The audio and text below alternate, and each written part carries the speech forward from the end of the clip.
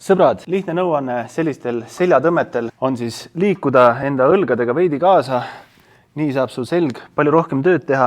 Ehk siis, kui ma lasen selle raskuse ette, siis ma lasen õlgasid ka natukene ette, saab selg palju mõnusama venituse. Ja nüüd, kui ma üles tõmban, siis tõmban õlad taha, küünanukid taha ja rinda surun justkui natukene isegi ette kaasa. Ehk siis ma mõtlen isegi võib-olla, et ma surun rinda läbi selle padja siin.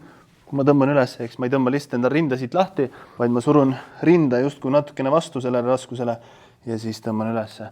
Ja siis teine nõuanne ongi tõmmata, mõelda, et sa tõmbad küünannukkidega, mitte lihtsalt kätega endale siia kõhu vastu seda raskust, vaid sa rebid küünannukiga peamiselt, su seljalihased liigutavad su küünannukki, seega mõtle sellele, et sa liigud küünannukiga, viskan küünannukki siia taha ja siis lasen küünannuki ette venitusse. Käsi on nagu konks siin küljes ja viimane nõuanne, kui sul käsivarres tihtipeale väsib ära hoidmisest, see on muidugi täiesti normaalne, alguses veel eriti või siis suurte raskustega veel eriti. Aga üks asi, mis seda natukene aitab vähendada, on see, kui paned pöidla samale poole, kus ülejäänud näpud on niimoodi ja siis ongi. Käsi on nagu konks siin küljes ja muidugi mingi hetk, kui raskused muutuvad väga suureks, siis sa ilmselt pead mingisuguseid tõsterihmasid siin tõmbamisharjutustel kasutama hakkama. Sellepärast, et suur tõenäosus on, et su käsi ei jõua sükseid raskuseid normaalselt kinni hoida, mida su selg jõuab liigutada. Vot, edu sõbrad!